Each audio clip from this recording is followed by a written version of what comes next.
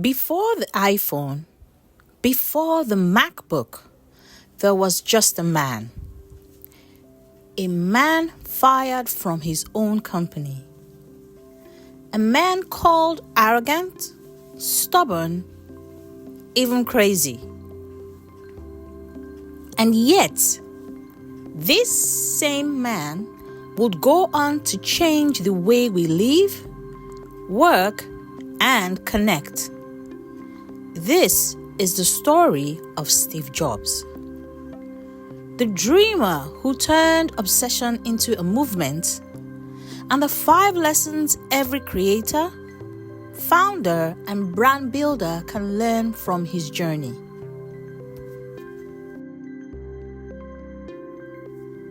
It's 1976. 2 young men in their early 20s, Steve Jobs and Steve Wozniak, are hunched over a workbench in Los Altos garage. They're not thinking about global domination. They're thinking about building something beautiful. Jobs wasn't an engineer like Wozniak. He was the visionary. He saw the computer not as a machine for geeks, but as a tool for everyone. He obsessed over the look, the feel, even the packaging. Because to him, the product wasn't just what it did, it was how it made you feel.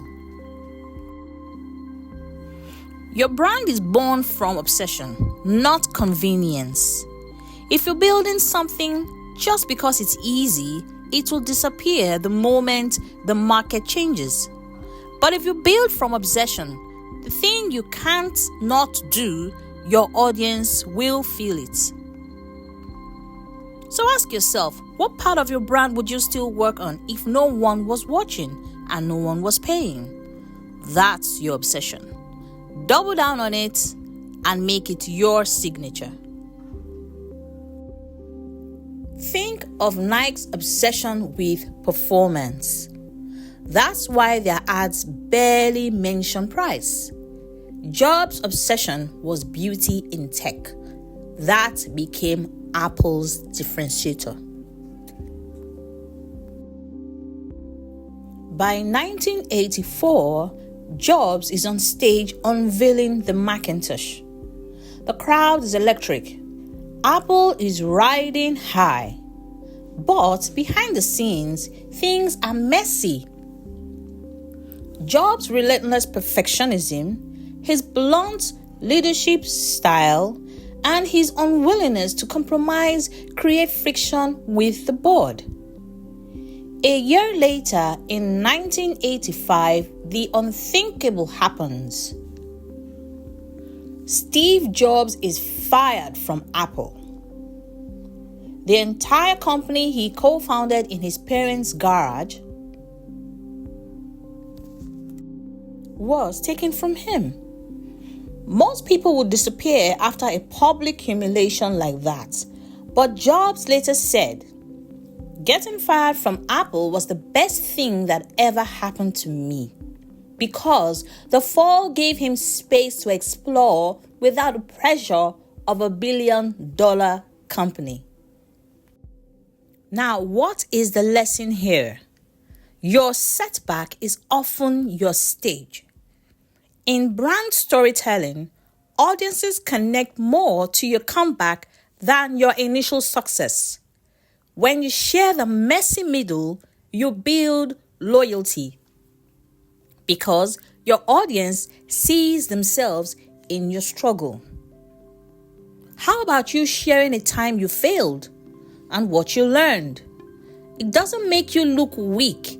It makes your story human.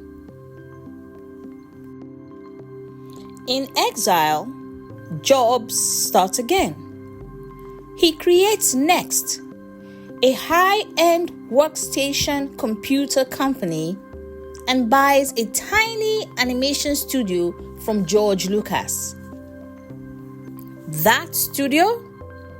Pixar. Under Jobs' guidance, Pixar will go on to create Toy Story, Finding Nemo, The Incredibles, reshaping the entire animation industry. And while Next never took over the market, its software became the foundation for the Mac OS X we use today. Now, what is the lesson here? Your side projects might be your secret weapons. Not everything you create will be a commercial hit, but the experiments can unlock future breakthroughs. Now, why don't you keep your creative play space? Some of your most profitable ideas will come from things you do outside your main work. Ask yourself, what's my Pixar? What is the small thing I'm building on the side that could be world-changing later?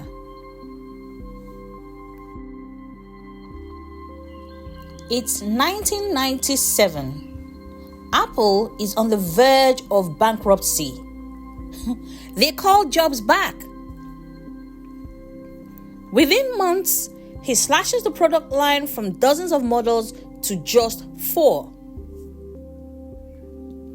He simplifies the brand message. He focuses on design and user experience. In 2001, the iPod launches 1,000 songs in your pocket. By 2007, Jobs walks on stage, pulls a phone from his pocket and says, "Today, Apple is going to reinvent the phone." And he did. What is the lesson here? Simplicity is the ultimate brand power. In a noisy market, clarity always wins. The iPod wasn't sold as a music player. It was sold as freedom, convenience, and joy. So here's a little assignment for you. Rewrite your offer in 7 words or less. If your audience can't remember it, they can't repeat it. Let's take for an example, FedEx. When it absolutely, positively has to be there overnight. Or Apple iPod, 1,000 songs in your pocket. Steve Jobs didn't just sell computers. He sold a vision that technology could be beautiful, intuitive, and empowering. He made keynote presentations into theatrical events. He made product launches into cultural moments. And he made his customers feel like they were part of something bigger than themselves. The lesson here is that your story becomes iconic when it's about more than you. Jobs wasn't just selling iPhones. He was selling the idea that you could change the world with the tools in your pocket. Now, here's what I want you to do. Tie your brand to a bigger mission. The product gets attention, and the mission builds a movement, which is a win-win for you and for your audience. Steve Jobs' life wasn't perfect. It was messy, complicated, and filled with risk. But every setback, every obsession, every bold move became part of a story that changed the world. So here's my question for you. What's the one obsession you'll commit to your brand starting today? Drop it in the comments. And if you want 30 proven storytelling prompts to help you tell your brand story like Jobs, DM me Vision. And I'll send you my brand story starter kit. Thank you for watching.